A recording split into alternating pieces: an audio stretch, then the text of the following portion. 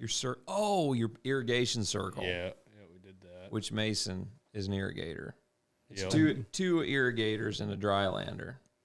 Yeah, I mean, I'm mostly dry land though. I've got one circle, but I don't have a ton of water that I get to apply. I mean, it's pretty restricted on the acre feet that I'm allowed to put on. So, I mean, I do have to be pretty mindful about what decisions I make and what I want to put out there and try to grow. Okay, explain that. So one, you're in the desert. Two, you're limited on water. You're a young farmer. How do you manage that risk so far in your...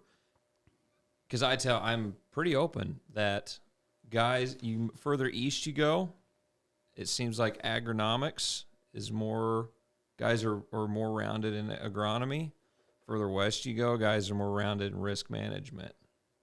And just because we work with so many guys in that whole spectrum, it's because, and I talked to a guy the other day, and he said it's because it rains back east. You've got less risk if it rains out west. I mean, dude, tell me about last year. Everything looked so good.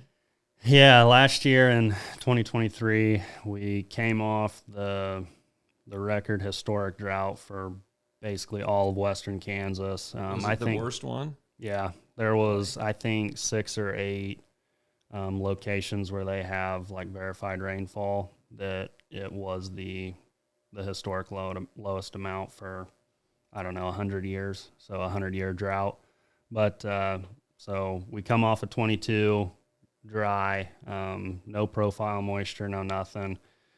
May 10th hits, we get an inch of rain. Okay, great, we're feeling good again, and then it just doesn't stop raining.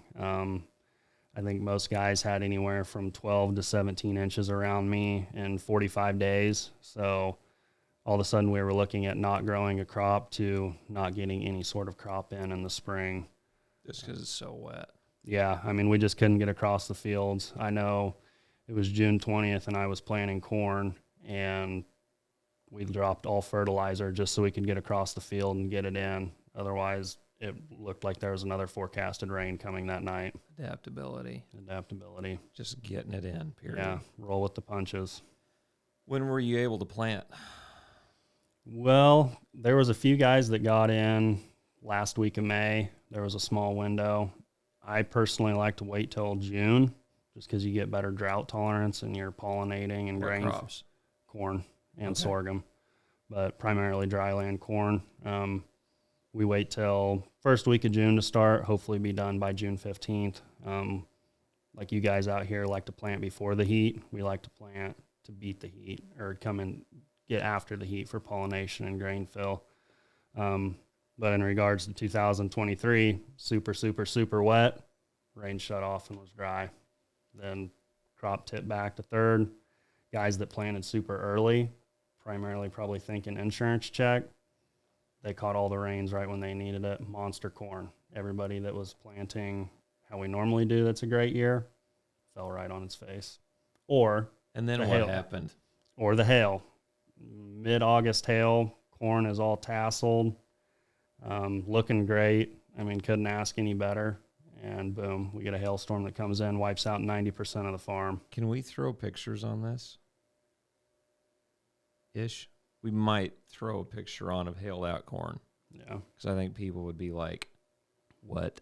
Yeah, I've got a before and after picture. I heard the storm was coming, and so I went and drove around my fields and started taking pictures so I could remember what it was going to look like. And then it wiped it out. I believe the insurance came in and called it a 96% loss. You really think there was 4% left? No. Yeah. 4% wouldn't have made it to harvest. Yeah. I mean, one wind comes in and it would all green snap to the ground. But in terms of adaptability, what do? Well, call up a guy that has a feedlot nearby, see if he wants some silage, chop silage off. A week later, we're planting triticale, and we go again. Out west, that's not unheard of. No. I mean, sometimes you have to wonder why we even farm out there, just because it every seems time like I drive through. I mean, Mother Nature is always against us, it feels like. So it's just having your cards lined up that if she does strike, how can you start over and try to make the next crop be one that you're going to harvest. So you guys go into every year planning for disaster. I mean, in a sense, that's what I've gathered a little bit. I mean, that's how you. Yeah, I've kind of told guys, there's a lot of people where you get rain that they can farm to win. Let's push yield. Let's try to maximize what we can. A lot of times it feels like out west we're farming not to lose. Whether that's a right or wrong mindset, you have to cover your backside, because more often than not something is going to be thrown at you that can completely take out the crop or kill it off if we're talking drought.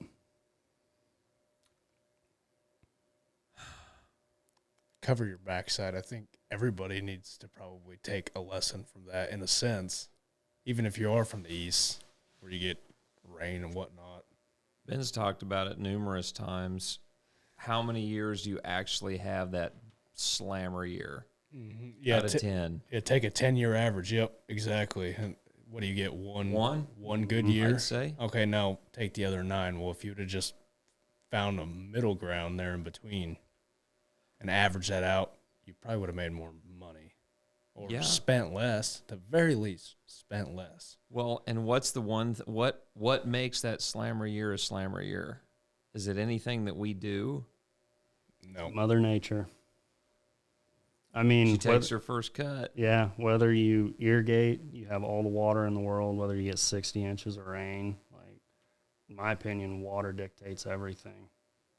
Well, and rainwater is a heck of a lot different than irrigation water. Everybody will tell you that. Yeah, you can't buy rain. Yeah, no, you can't irrigate the atmosphere. Nope, cannot. Yeah, Ben talks about that occasionally. The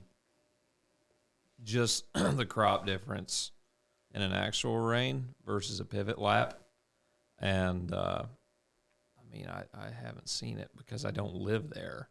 But he's like, dude, he's like 1 inch rain is like couple passes with a pivot. Mm-hmm. Yeah, I know south of me where the irrigation coming out of the Ogallala groundwater, it's really lightening up. Wells are dropping down to 150 gallon per minute, and for those that don't know, I mean that just isn't going to cut it. I was just say, can you even raise a crop with that? You can if Mother Nature helps you, but a lot of times what they'll do when they get a rain, they don't shut the pivots off. They keep them running, so when that atmosphere changes, you can keep soaking that profile and buy you to the next dry spell, or hopefully get you through to that next rain. Now, on some of them lower gallon per minute wells that you guys are dealing with, you guys split them pivots in half, so you have different crops where you only have to irrigate half that field at each time. Because that's what we do a lot. We'll do a corn soybean, so that obviously your peak water usages are at different times, so you can get around on the corn when you need to, and then the corn's getting finished, and now you have time to irrigate the beans.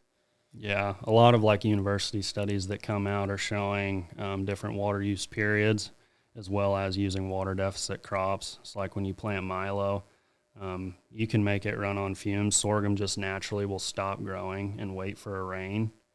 And so once your corn or the crop that you're most focused on has made it past that peak water use, you can turn the water on, bring the sorghum out of its hibernation, and then you can start putting the water in and still actually make a decent crop. Yep.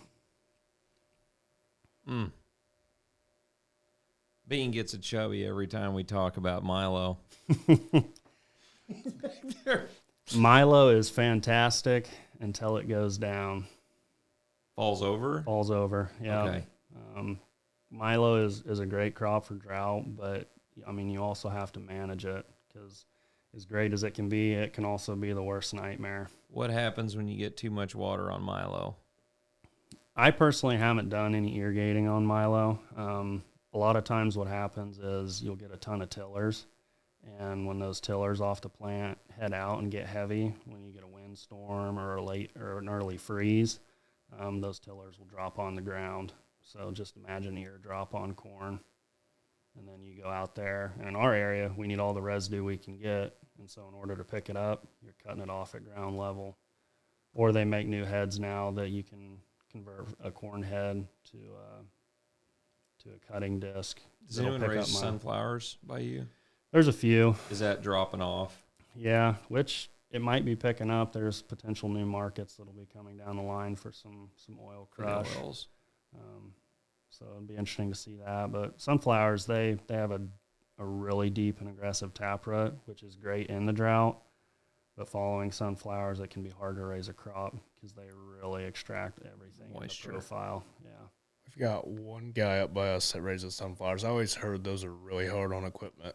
Like if you don't blow them off every day, like the oil can catch fire like that. Is there some truth to that? Anybody that's raised sunflowers for a long period of time that I've talked to, they all have a fire story in their background. It's just such an oily crop, and those fine dusts just stick to everything. You have one bad bearing, any exhaust equipment, it's just a tinderbox. Sends it up. Yep. We're not raising sunflowers. Oh, geez. This is, I really like having someone, I like having both you guys on, but particularly someone from the West, because so many guys from central Kansas draw a line east, oftentimes think that Bend's full of crap. Like, no, the West isn't really like, there's no way that your dirt will blow from one end of the field back to the other, that that ripping a piece of ground can actually keep dirt from blowing. Cover crops rarely, it takes a very special scenario for it to actually work. Guys are like, there's no way. It's the Wild West. Yeah, there's something about when you get underneath 25 inches of annual rainfall. In my opinion, just from talking with people, that number is just a cutoff. Something about when you get enough rain, back to the atmosphere thing, it changes the way the atmosphere works. We can get 20, 25 inches of rain, but we can also get hot, windy weather the next day, and it just evaporates it all away. What kind of soil you have? We actually have really great soil out there. Well, I know quality, yeah. Nutrition-wise, I'm talking, is you sandy? How much? No, I'm very little sand. Okay. I don't know. We're good. I've heard one guy call us Little Iowa if we could get the rain. That's what they call this area. Really? Yeah. That's funny. Yeah. Well, after walking through the woods, I'd believe it. We're walking through. We went shed hunting today, and Mason just gets on the ground.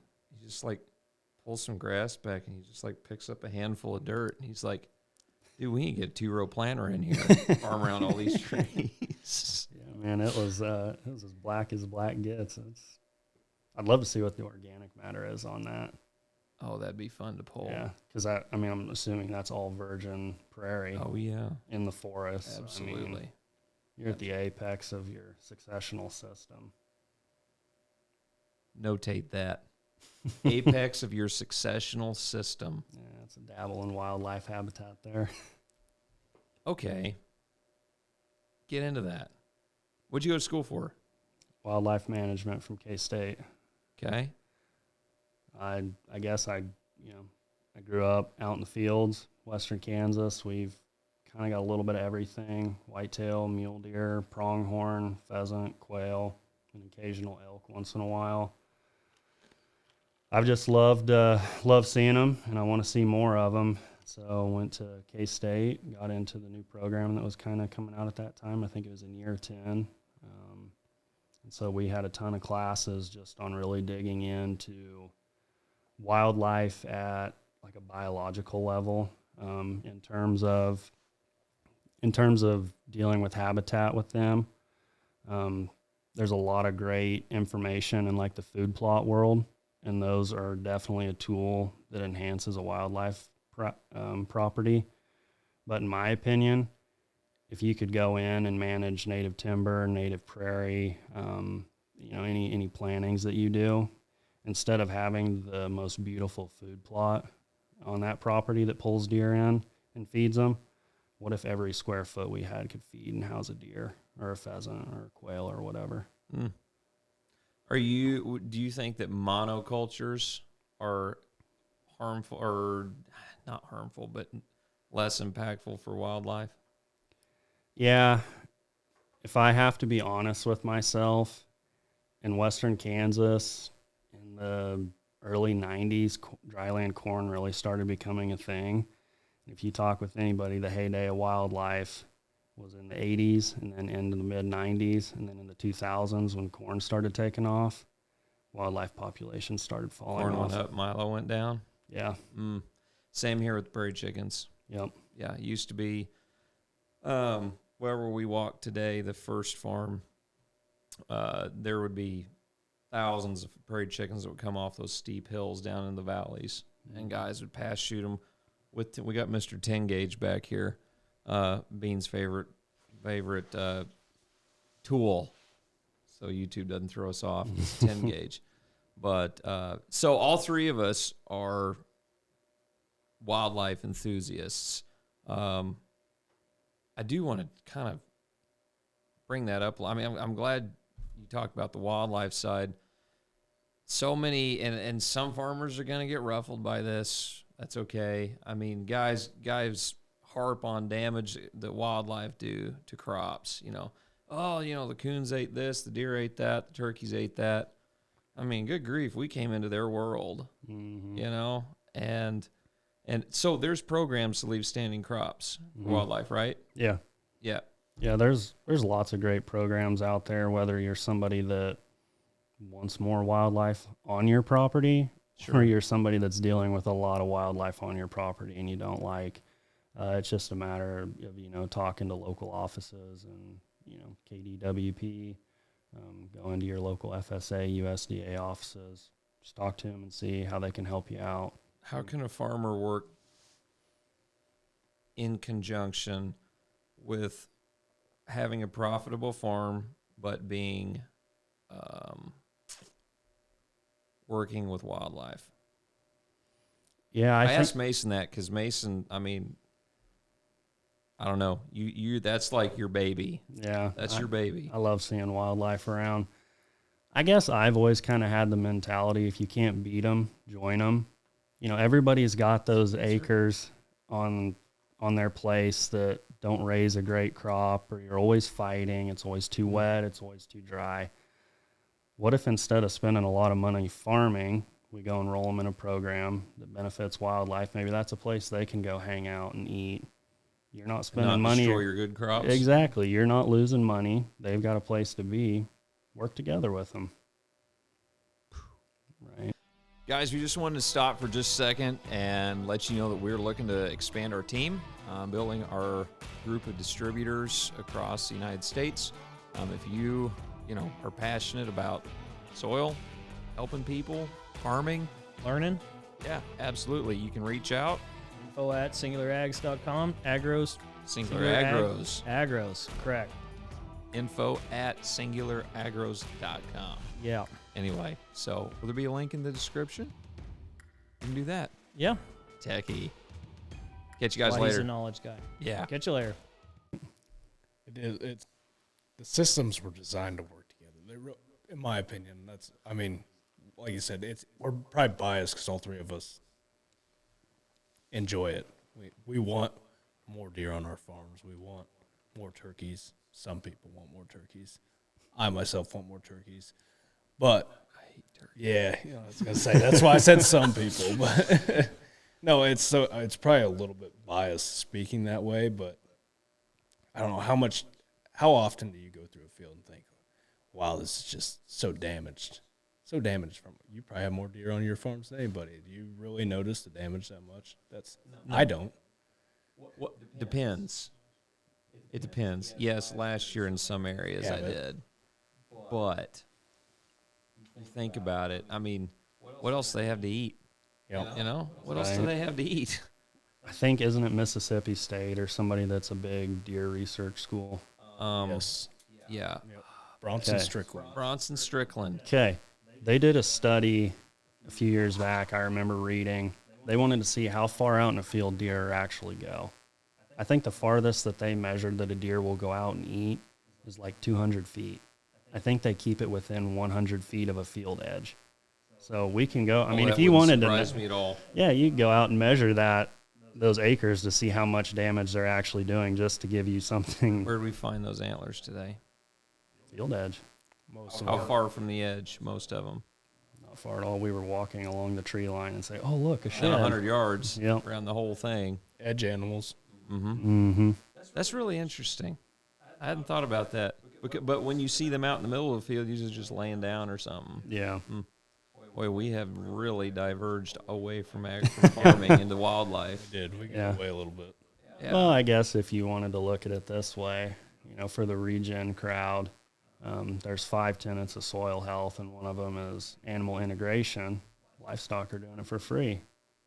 Or not livestock, wildlife are doing it for free. Would you talk about the 5 points of soil health? Yeah, if I can remember them off the top of my head. So for me, the big one is just keep the ground covered. I mean, don't have your exposed soil. Diversity in your crops. Looking to get diverse blend of cover crops or hay or whatever you're doing. Try to get away from the monocrop. Livestock integration. Man, I'm drawing a blank on the last two.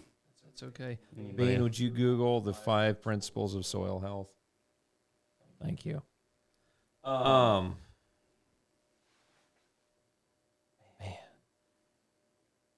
'Larmeu, Yeah, what's up? I'm here. 2024. What do you want to know about it? I want to interject. I want to know about pumping water out of the river for irrigation. Mine all comes out of the ground, so this is a whole new world for me. Give us a little history of 23. Yep, Bean, what do 2023 you got? for us was very dry. But What is very dry? probably I'm talking to the wrong person here at this table about being very dry. No, dude, it was dry. It was pretty dry. I mean, we dryland corn anywhere from 10 bushel to the acre to 100. 100 was our best field last year, which is standard for us. Yeah, I don't discriminate against drought. Yeah. I mean, guys that are raising 300 bushel corn when they're taken down to 100, like, it's no different than me raising 100 and taking to 30. That's a great point, but that's a great way to look at it. But me and you were having a conversation the other day, and I was talking about how dry it was and stuff, and he's like, "Man, you're talking to the wrong guy." he's like, I don't really want to hear it, but it was fun about But 2023 dry, lots of irrigation. I bet he was drier than you in 23. Yeah, I would say. I bet way so. like It last was. year. Yeah, but it started out really good. Same. Well, me and you share almost the same weather. It seems like I'm 2 hours straight north of I was you. gonna say, Jake, if my storm hits here at midnight, it's hitting him at 6 in the morning. We share a lot of the same weather. So we had perfect planting conditions, other than it was kind of a dust bowl with not a lot of moisture in the ground, but it was straight planting through, almost straight through, done. Plenty of moisture to bring everything up. And then the rain came for a month, and then it stopped. And that was it. And so everything, I mean, was just rocking and rolling, running. I was writing checks already. I was like, here we go. I know. No, I mean, not necessarily, but it was like, this is great, and it just shut off. That's what happened. But 2024, I mean, mindset's changed a little bit from last year. I mean, we talked about this on the last one I did with you guys, just kind of the year before. Let's try it all this year. I'm like, let's try what I know works. That's it. Let's do that. If it's June and we keep catching rains, mindset's probably going to change again. That's fine. That's what we have, a whole growing season. That's what it's for. But no, back to what you said, pumping out of the river. We didn't get to do a whole lot of that last year because we're allocated. I mean, the river is electronically measured all the way through Nebraska, and that's for getting to Kansas. We have to send so much water across the border into Kansas on the river systems that if it drops below a certain rate, letters go out in the mail, you're done. And it's a grandfathered system, so the longer you've had your permit, the longer you can irrigate. The newer you've had your permit, the faster you get shut off. Okay. Most of ours are newer permits. We have a couple that are older ones, but that gets frustrating too because when you know you're shut off and the guy right next to you, he's got an old permit and he's just pouring it on. It's just like, yeah, okay. But no, It's no different than really pumping, other than it's a little bit more work. You got to drop river screens in the river. Obviously, even if they'll let you pump out of the river, you haven't got your letter yet, and that doesn't mean that your section of the river is suitable for pumping, if that makes sense. Mm-hmm. So, I mean, there's a lot of Pretend it doesn't make sense. So, What's that mean? I mean, you know, rivers bend and sway, sandbars pile up. The river's always changing. So we have spots where we've irrigated out of the river, and now I've farmed with my wife's family for almost a decade now. Shout out to Captain Ron. Yes, shout out to Captain Ron and Mindy. Throw her in there, but no, we've pumped out of the same spot for say 20 years. Ron's pumped out of there for 20 years. Well, we had a couple floods 2-3 years ago.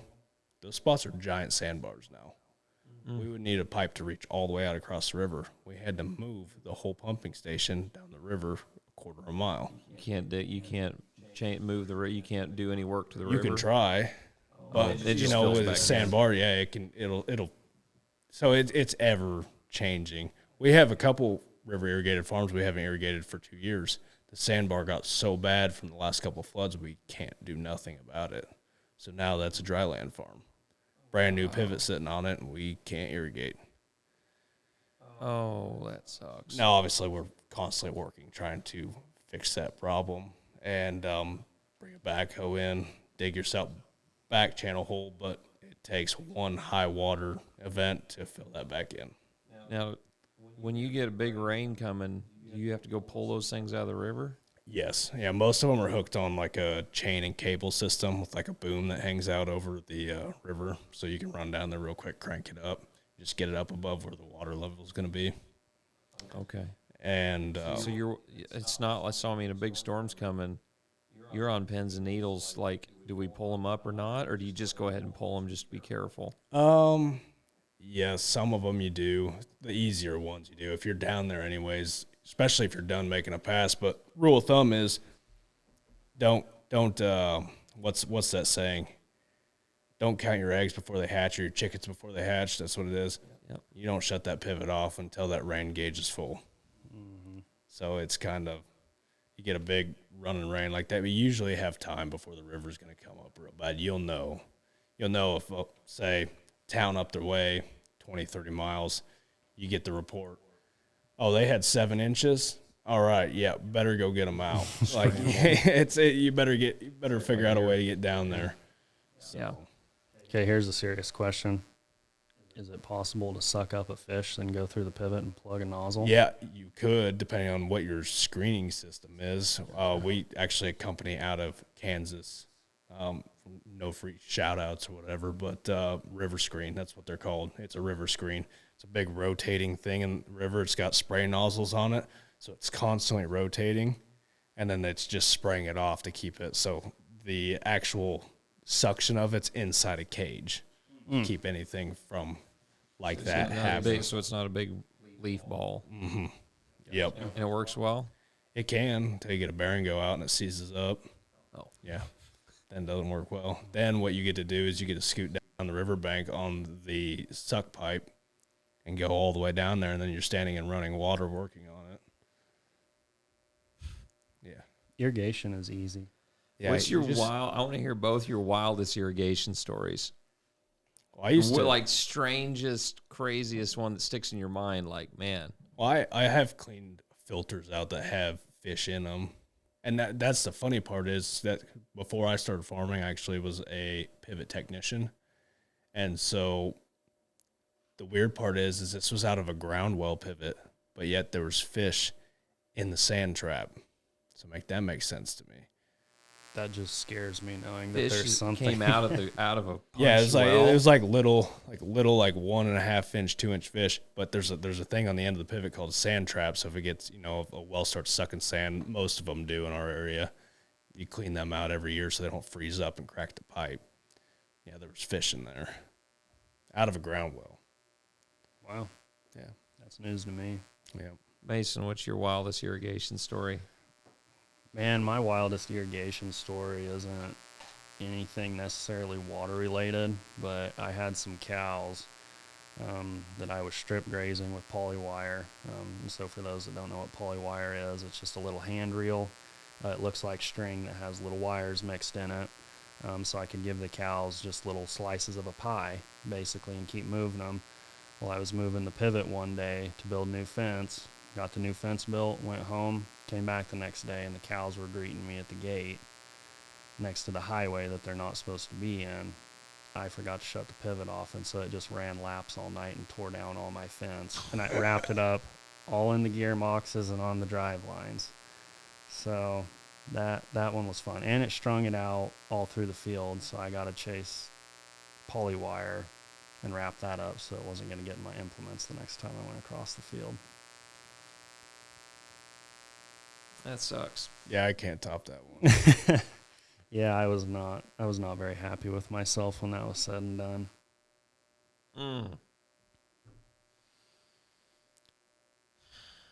There's a lot of good stories with irrigation. We could probably keep going on them. But You got another one? I mean, one time, I probably shouldn't say this on the podcast in case it gives out, but hey, one time we went on vacation and got back from vacation. I'd shut the pivot off, but I was eager to get out of there, and I did not go in and shut the power unit off. So the motor ran for a 5-day vacation. With no water in it? Well, that's fine. I mean, it's just a diesel motor just out there running, but it was, I mean, It's running, your pivot's just parked. yeah, pretty much what happened, yeah. So basically, you left the well car. was shut off, though. It was just a supporting well, so that it's not like it leaked water the whole time because you have a PTO gear that engages a well. So, Okay. yeah. There's a group on Facebook for anybody that's interested called, I think, Irrigation Pivot Troubleshooting. There's some good help on there, but I've seen some wild stories. I think one time I saw there was some guy checking a pivot, and there was a cougar sitting on top of the center tower. Yeah, that would get you a little excited out in the cornfield.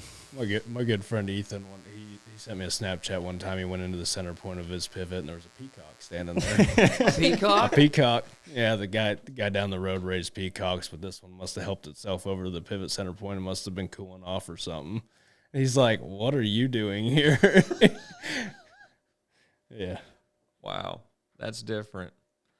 All right, all of us. I can't relate to an older generation of farming because in regards to, I mean, I'm 30. Both of you are close to 30, so we know how do I want to put this. Young farmers looking forward, because I have had a tremendous amount of young guys reach out to me. You get all over the board, family operation, not family operation, guys that just want to start farming. How does markets are crashing? We got corn almost with a 3 on the front of it, which, there's a lot of farmers that are older that have seen much lower than that before. But in regards to a young farmer who has not experienced poor crop or poor, really poor, we haven't gotten, I don't think, I can't speak for everybody. We haven't gotten, I can't remember what Ben talked about or said it was called, the payments from basically to offset the poor prices. PLC. The PLC. Yep. Well, no, there was another one back in the 80s and 90s where it was so bad. I can't remember what it was called. I'd have to look. But young farmer looking at this year, going through what you guys have gone through, because I've talked plenty on this about what I've gone through. I want to get other guys' opinions. Going into this year, who knows what the weather's going to do? You have to manage it from a side of the weather might do the worst thing possible, but we might have a good year. It has started. You get started getting a little moisture now. In Jake's situation, a little bit of irrigation, but still, young family. We've all got young families, kids on the way. Man, how do you manage that? How do we manage that mentally? What do we tell young guys it's a numbers game. I mean, understand your cost of production.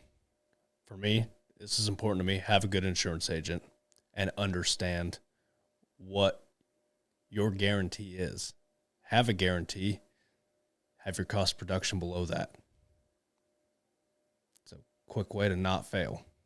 If everything fails, you know what your guarantee is, and you spent less than what that is.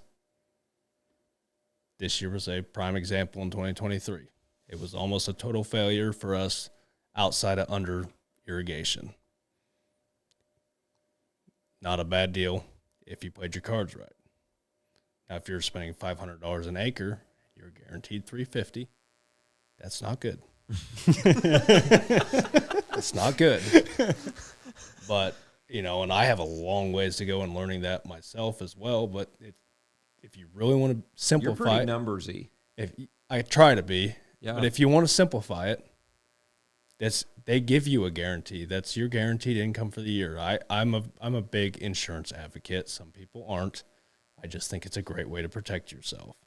And that's it right there, right off the top. Okay, it's going to be $591 this year. You have revenue protection. You're doing all these other programs, whatever you're in. I know no matter what, taking home that amount. So let's make sure we don't spend that much. Yeah. It's really, it comes down to that. And that's probably getting more into the weeds of it on the young farmer. I don't even know where we were going. That's just what stuck in my head to get that out there. But I'm the exact same. I mean, I was going to say, at the end of the day, it's a business. I mean, I don't care if your MO is, you know, you're the guy that raises the best corn in the county and in the state. You know, if it doesn't make money, why do it? Unless you just want to do it for fun. And I'm not knocking that. I mean, we're here to have fun, but you do have to protect yourself because Going broke's not fun. No, it's not. And like Jake said, there's insurance, there's different programs out there. Yeah, it may not sound good to some people, but they're not running your operation. So you have to do what's the best for you and what's going to keep food on the table and keep the farm moving forward. it's been mentioned a lot of times on here before listening to Josh and Ben, but there's a lot of money that gets left on the table for not filling out a few papers. You're talking about programs. He's mentioned programs a couple of times. You know, if a guy's doing cover crops, this and that, he might be into cover crops, never signed up for an equip program. Like, hey, you can get compensated for this. Even some of the guys that are doing, like that was me. Literally this year we've talked about it. Dabble with cover crops, just getting into it a little bit. Didn't even know there's a program for it until I think you might have said something. Yeah. Looked into it.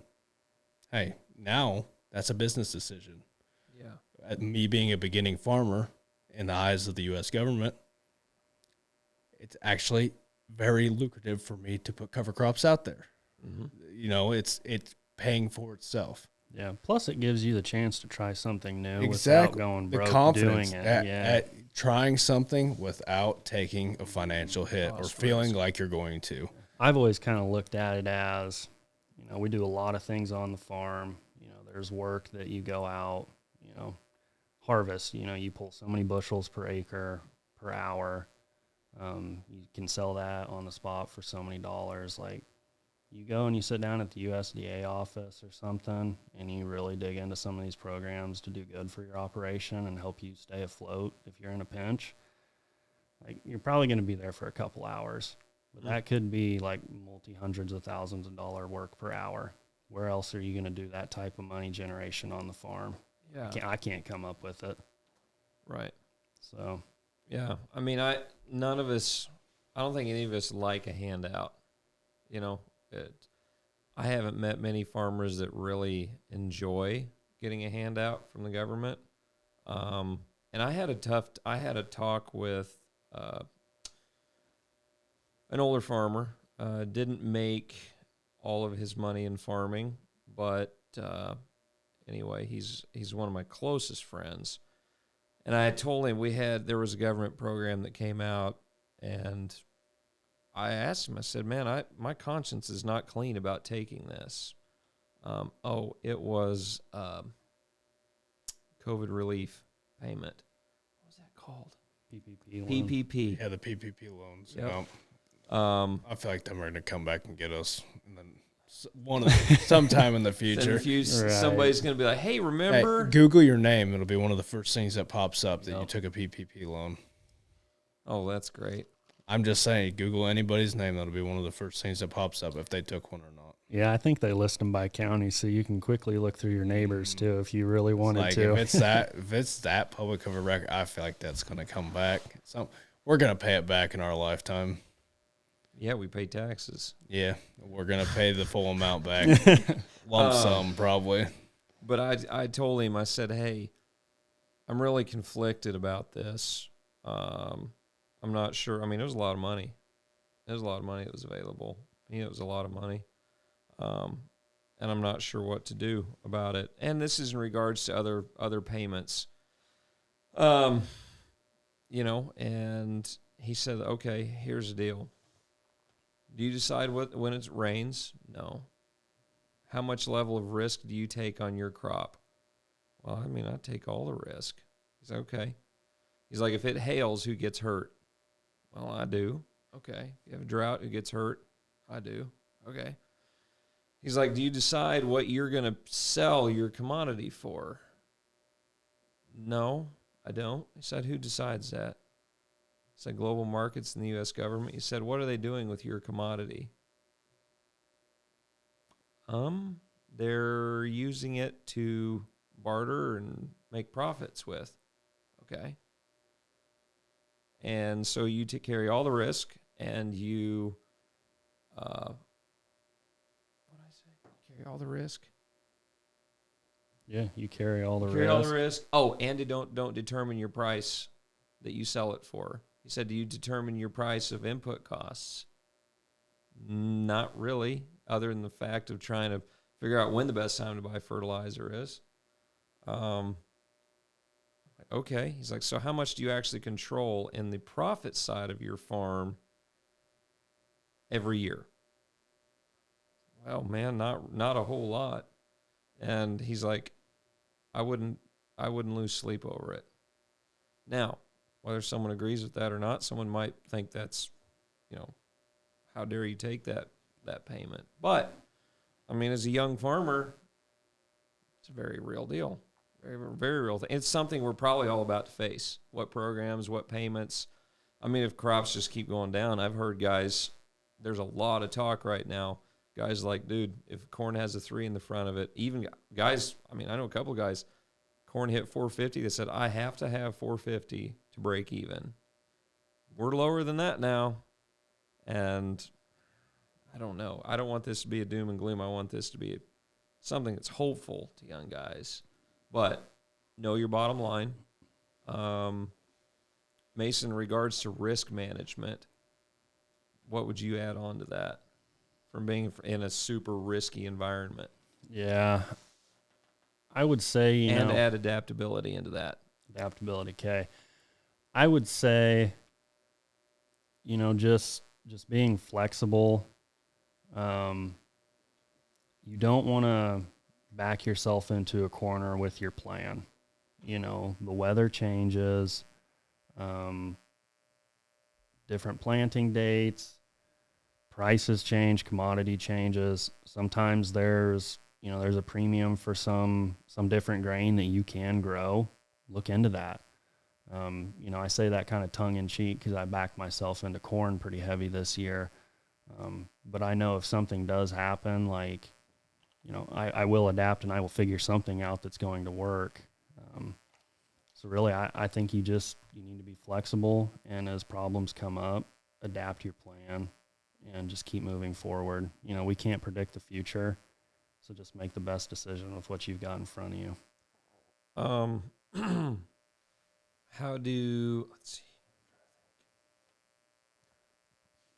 You like to do a lot of things in regards to like compost teas and you do a lot of regenerative agricultural practices on your farm, which the 3 principles of soil health are, oh shoot, Bean, I lost it. No, I didn't. It'd be 5 principles. right here. 5, integrated livestock, limited disturbance, living roots, diversity, armor, cover the soil. What would you say to guys looking at going into more regenerative? Because I'd say Jake and I are about similar in regards to our level of, I'm not a regen farmer, but I like dabbling in cover crops. I like reducing my tillage. I like being more precise with my fertility applications. A young guy, what would you say? I mean, Ben says don't dive into anything all at once. Test it, dabble in it. What would be some things in the regen, cover crops, whatever, that whole circle that you see guys just be like, that's a great idea, and they just go all in, that you would be like, hey, having been here, my advice is don't do this or do this, and at this pace. Yeah. So I think I would probably identify more as kind of a regen guy. But that being said, when opportunity knocks to do something more conventional, or I have a problem that calls for a more conventional solution, I'm probably going to do that. I would say what you need to do is what are the problems in your operation? For me, erosion was terrible. I mean, Western Kansas erosion with tillage, like the Dust Bowl, everybody knows the dirty 30s. Those storms still come through. That is a real thing. Weather hasn't changed. Yeah. That much. Our Not that much. Yeah, our practices have gotten a lot better. Don't get me wrong. And I'm going to give credit where credit is due. But my personal opinion is we have a long way to go. I adopted no-till. I put in some cover crops. A lot of people see cover crops as something that you plant when you harvest a crop. For me, a cover crop actually becomes a full season thing. So I picked my corn last year. Nothing's planted because didn't have enough moisture to get a living root in. So here in June, I'm going to go plant a diverse summer mix with the plans of grazing cows in the fall. What that does for me, saves herbicide passes. I put some legumes in there, hopefully get a little nitrogen. It's not going to be a ton. This is on fallowed ground? That would traditionally be fallow ground. Okay. And then, if we get enough growth, I can graze cows in it. Now, as a wildlife guy, the wildlife love that too, so that's just an added bonus for me. But I think you really need to just see what your problems are and address them, because those problems are costing you money, and it's probably not as expensive to try a cover crop or try a different tillage practice or try a different fertility measure if you're already losing a ton of money in that certain aspect that you're already doing. I know a guy, he told me they were looking at their cost of production, and their cost of production, they needed $6 wheat to break even. And wheat dips down under $6. And he's like, why are we still doing what we're going to do? Because we know we're going to lose money at this. Lots of fertilizer. And, it's a good question. It's like, if you know you're losing, if you know ahead of time that you're going to lose, so many guys continue that on. They just keep on going. Well, I hope the market turns around, because this is what we're doing. Right, exactly. That's what we're doing. Yeah, this is what we've always done. Jake, you didn't come from a farming background. Nope. So how do you view changes in agriculture? I mean, thankfully my dad didn't. He was always very open to change for the most part. That whole, this is what we've always done. How do we change that? And how do we change that respectfully of the last generation? Would you say? You don't have to talk about personal in your operation, but just in general. I don't know. I always probably fall on one side or the other of that, because I'm pretty or what's a good word for that? Influenceable? Influenceable. Influenceable. Yeah, as I get in, like anything new that comes up, I think it's worth trying. What's the worst thing that's going to happen? It's either going to work and it's going to fit, or it's not, and you can cross it off the list or shelf it, come back to it, right? So I don't. as far as your question there, I will try anything. I will give anything a shot. But yeah, that's from the younger generation. I don't know what you really want out of me on that question. I'm just kind of I'm spitballing here now. But like, my father-in-law has been very good about, you want to try something, go for it. I'm gonna let you know that I did this 25 years ago and it didn't work, but go for it, try it. I want you to see for yourself. If you really want to try it, here was my experience. And that's been great. So like for a younger guy, A, be willing to try new stuff, but B, be willing to listen to people who've tried it. There's tons of knowledge out there. Talk to people, network, figure out, because if you're thinking about trying it, Network. it's been tried. And yes, use your network, because there's guys all over the place within your county, within your state, within the country that are doing all different things. And today's world with Facebook, Instagram, TikTok, you name it, one message, you can be in contact with somebody all the way across the country. See a video, something that you want to try, ask them about it, do your research, stuff like that. Somebody's going to have some, just like we're talking no-till. No-till don't work everywhere either. Some guys want to transfer 100% over to no-till. Ben's talked about this. It doesn't fit everywhere. The guys out east will tell you that too. It's like they have such good black dirt. That's always up back when I was on TikTok, stuff like that. Guys would argue back and forth, oh, that won't work out here east. And the guys out west would, it's the only way to farm. Yeah. It's just getting caught up in all that. And I don't even know how I got off we got from young farmers to TikTok like that. But Well, I don't know. That's pretty relatable. Well, I guess. Yeah. Speaking of the infamous Bean, we're going to have Bean on the podcast after this. Bean hasn't been on a podcast since the very beginning. But anyway, I'm going to wrap this up. It's been almost an hour. So appreciate you guys. Yeah. In more ways than one.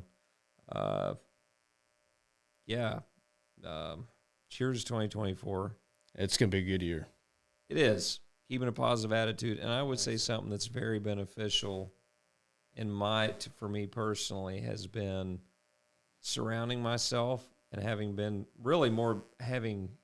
the fortunativeness, that's a word, check it out, to have met guys that, you guys included, same point in life, about 30, married, young kids, good market coming down, a little scary, high interest rates, not historically, but high compared to what we have experienced the last 6-7 years. It's just getting a community of people around you. We talked about that a little bit today. I know we're trying to get off, but it's like, no, you're good. Putting guys around you with like-minded goals and ambition. I told him, I was like, every time I get around you guys and this whole group, and every time we're together, it's like, man, I can do better. And I want to. Like, it makes me go home and want to just get after it. And so it's like for a young guy doing that, like, surround yourself with people with the same goals as you as well.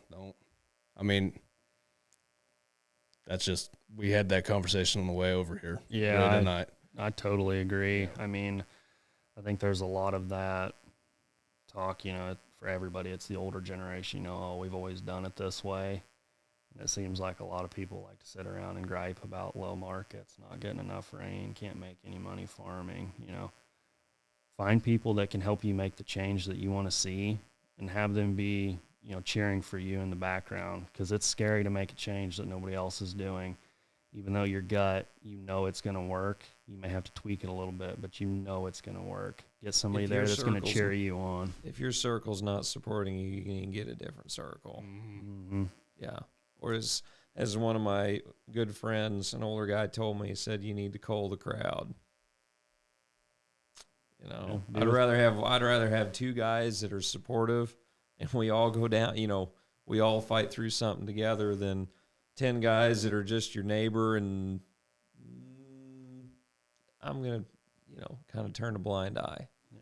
Well, and it makes farming fun again. I mean, you trying all this new stuff, like you're just pumped to go out in the field and see what it's doing. Yeah.